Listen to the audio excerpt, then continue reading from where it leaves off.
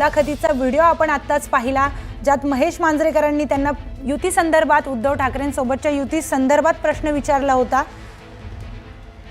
पुन्हा एकदा आपण हा व्हिडिओ पाहूयात। मी का म्हटलं तुला की आज समजा शिवसेना फुटली, नाही फुटलीच तर तुम्ही अजूनही एकत्र येऊ शकता का?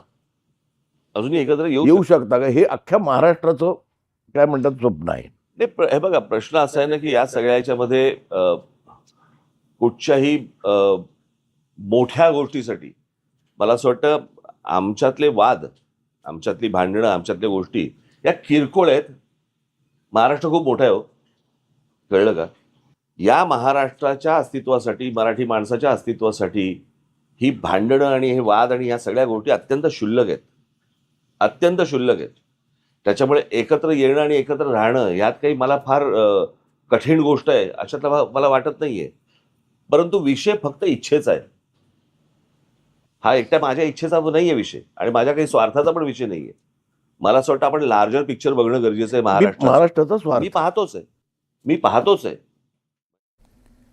तर शिवसेना उबाठा पक्षाच्या नेत्या सुषमा अंधारे आपल्यासोबत जोडल्या गेलेल्या आहेत। सुषमा अंधारे जी, राज ठाकरेंनी वक्तव्य केलंय की एकत्र येणं, एकत्र राहणं यात काही अवघड नाहीये, हा एकत्र येणं हा फक्त इच्छेचा विषय आहे आणि महाराष्ट्र या सगळ्यांपेक्षा खूप मोठा आहे, मराठी माणूस खूप मोठा आहे। या संदर्भात आपली काय भूमिका? निश्चितपणे त्यांच्या या वाक्याशी मी सहमत आहे की महाराष्ट्र हा कशापेक्षाही मोठा आहे। कुणाच्याही व्यक्तिगत ज्या महत्वाकांक्षा असतील त्यापेक्षा महाराष्ट्र आणि महाराष्ट्राचं हित हे फार मोठं आहे। उद्धव साहेब आणि राज साहेब हे दोघे भाऊ आहेत, एक कुटुंब आहे। पाण्यात काठी मारल्याने पाणी तुटत नाही, त्यामुळे दोघांनी कायम एकत्रित असावं, भाऊ म्हणून एकत्रित असावं, कुटुंब म्हणून एकत्रित असावं। राजकारण म्हणून त्यांनी एकत्रित असावं का, यावर चर्चा होऊ शकते।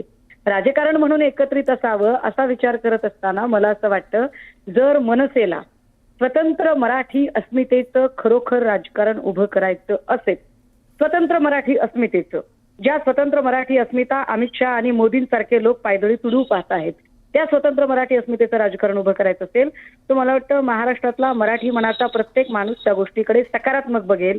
मात्र मनसेला जर भाजपाचं मांडलिकत्व पत्करण्यासाठी म्हणून आपल्यासोबत अजून कोणाला तरी खुणवायचं असेल तर असं मांडलिकत्व आमच्याकडून कसं पत्करणं होईल?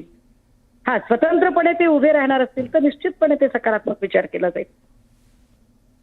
तर धन्यवाद सुषमाजी आपण दिलेल्या माहितीसाठी। तर पुढचा असा अजून एक प्रश्न होता की उद्धव ठाकरेजी या सगळ्या राज ठाकरे यांच्या प्रस्तावावर त्यांची काय भूमिका असेल?